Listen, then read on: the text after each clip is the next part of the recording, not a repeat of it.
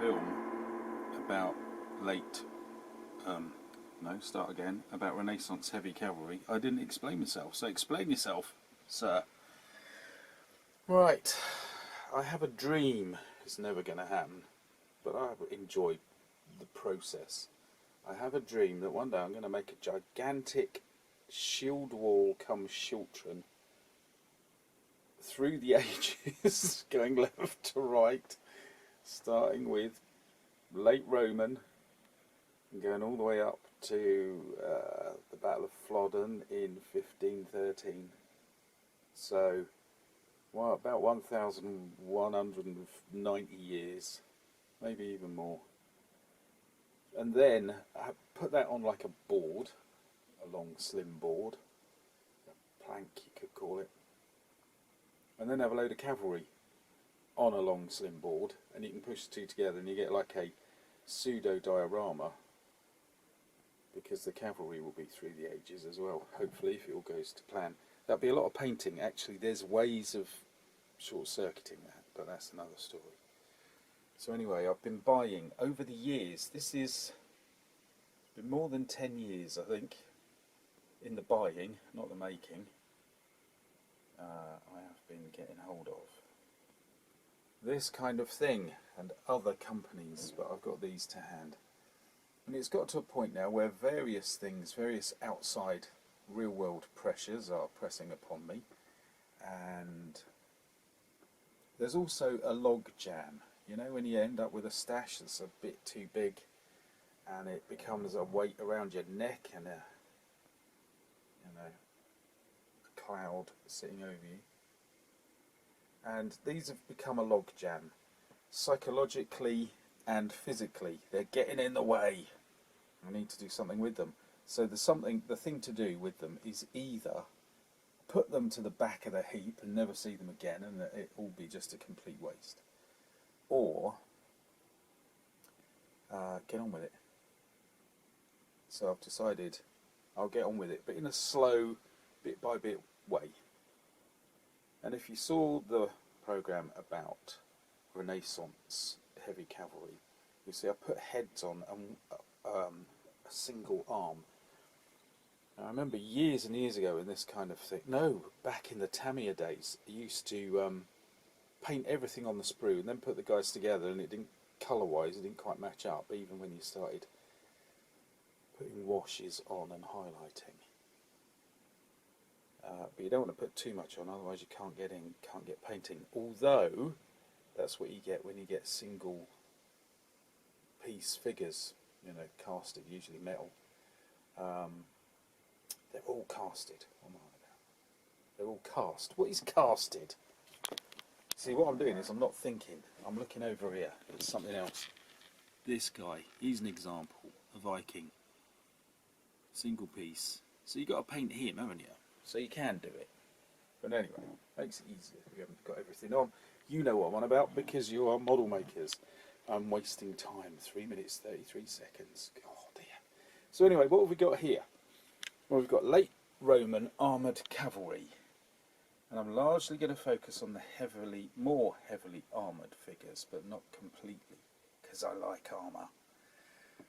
The other thing is, because this is the brink of the world that gives us King Arthur, he would probably have been wearing mix and match late Roman, indigenous and traded armour and gear from all around the world. Not because anything had gone into decline, because it hadn't, particularly not up here in Northumbria. In fact, it was blossoming like wild. But instead, your bits and pieces show the contacts, the power and the prestige you have. Just look at the Sutton Hoo burial stuff from all around the known world and possibly beyond. So I'm going to have a very strong Arthurian element. Then we're going to have late Roman armoured infantry, and that will blend in with what's considered Dark Age, although certainly in Britain and Northumbria the age does not darken until the end of the 500s, but probably really into the 600s, when Muslim expansion cuts off a lot of trade, and then the Vikings turn up in the actually late 600s and into the 7s. The Vikings go under different names in the Anglo-Saxon Chronicle before they hit Lindisfarne. Pirates and things, but anyway, they were hammering Kent.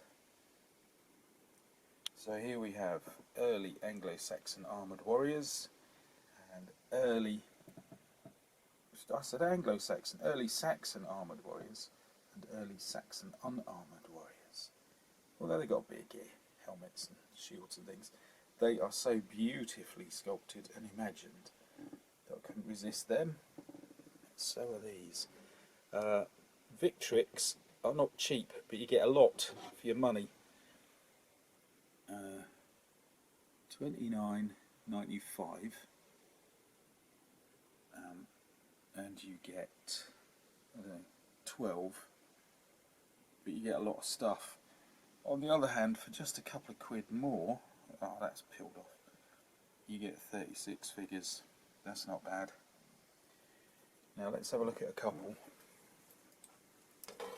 This is the early Saxon armoured warriors. That's my kind of era. It used to be the 1400s, now it's the 400s. I've slipped 1,000 years. Some great little heads with that beautiful mail, what later becomes an aventail, and various things. The mail hanging off the helmet, and gorgeously sculpted figures. There's also Gripping Beast and a few others that do this kind of thing. Lovely stuff. And some very nice curved shields, which you don't see enough of in the modelling world. Look at that. And again, look, this is what I really enjoy, although it does my head in. I must be able to work out a chart, a grid, where you put every option of every arm, every head, every weapon, every shield, and you can work out how many options there actually are. Because although they're advising that these arms go with this torso, you could stick them to most, couldn't you? The options are endless. They will make a fortune out of me, and I will be living in a cardboard box on the streets. Probably a cardboard box from the model shop. So, here we go, look. Bear skin or wolf skin. I knew a bloke who had a wolf skin. Shot it himself in Scandinavia. Hello, postman's here. I think I've just received a delivery of some more figures. Oops. I'll open that in a minute when I've got my nerve up. But these are the early Saxon unarmoured warriors.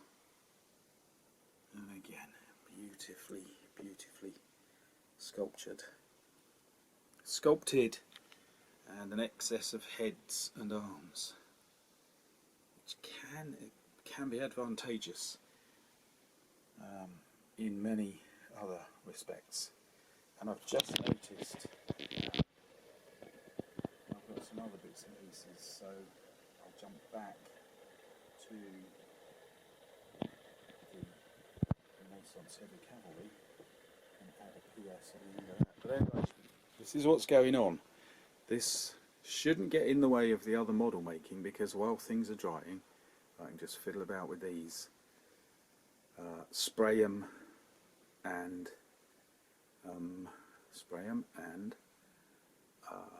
glue little bits on, and don't go too far, not yet.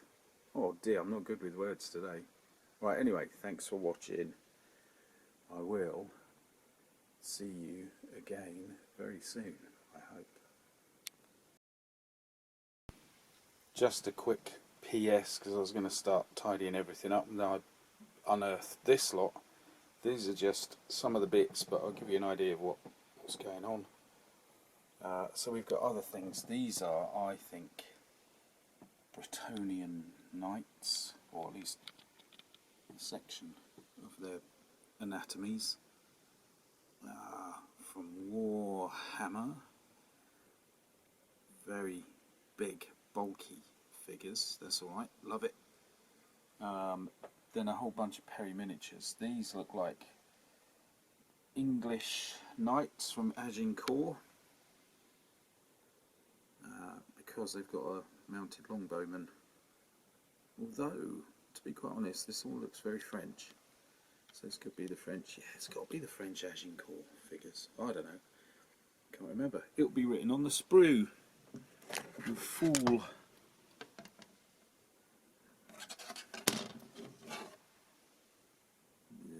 So small, and it's upside down. Fancy printing words upside down. Made in England. Agincourt mounted knights. That's all. Fine, that's how it works for me. 1415 to 1429. So what have we got on here? Games Workshop 2000. That's all. Yeah, we're in the right zone, aren't we? Then Perry miniatures, various Wars of the Roses, probably knights. I think it's along with Richard III getting killed on the box cover. They are in lead stovepipe spray. These clearly are silver. And then some more Perry miniatures. Various stuff, not all Wars of the Roses in there. And then, from other things, spare heads and various assorted arms. And this is largely because I was asked to do a diorama and then the funding dried up. I got paid for the figures, but nothing happened with them, so I've got a load of figures. That was a long time ago. Anyway, splendid, we say, splendid. Let's get on. So yes, there we are, a slight deviation. Now I've got to come clean. You know you get lots of spare heads. Well, I'm in the middle of filming one film with some Dark Age figures, and in those, he reaches over to get them. This is just a shambles, isn't it? In those, you get an awful lot of characters without helmets. There's one there. And there's two on this bit. And they're all very jolly, and I will use some of those. But I'm also going for a macabre thing. I don't know if you've heard of the Gibbet of Montfaucon. I don't know if I've pronounced that correctly, and I don't know if I've shown you anything on that. But I'm trying to get a laser printed version of it. It's an extraordinary thing in France, a gallows. But that could take a lot. In the interim, I've got myself this laser printed thing that you can get off eBay, and I'm going to turn this into a somewhat Dark Age gallows, because if I get the Montfaucon one, I want to keep it accurate. And I've dug out some, I assume laser printed, although possibly resin, piles of dead, and this is truly going to be macabre. So what it needs is some figures, you know, dangling, and also I think severed heads on spikes. This will come out one day in a Halloween special, let's just put it that way. And that's going to be another ongoing long-winded thing. But anyway, here we go. This truly is the end now. No, it isn't. There's also an ice cream pot. Can I get that off with one hand? Probably not. Got my fingers stuck.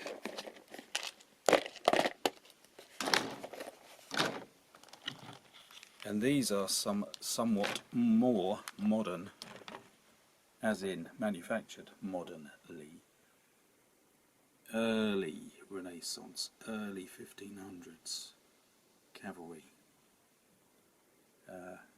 With some rather lovely figures. We'll get those out another day, but just to give you an idea of what we're going to do.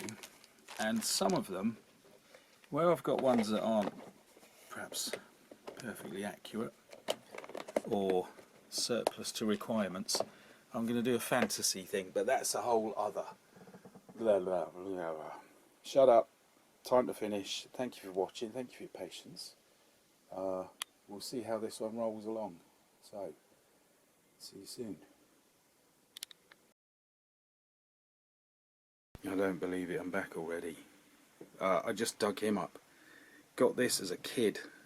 He's been based several times. He's got a chopped up Perry Miniatures base on. But lo and behold, we have Edward III with a full cut. That's alright, we can get some light on him. I reckon ours are about 12. I think they had manufactured him then. Definitely did it in my youth before I gave up on modelling, and he's been washed a couple of times and the details coming off him, poor old soul, but I think he needs a repaint anyway. But yeah, a king, a very, very noble king from the mid 1300s, so it's got to be Edward III, isn't it? From Essex Miniatures. So good old Essex, still going strong, love them.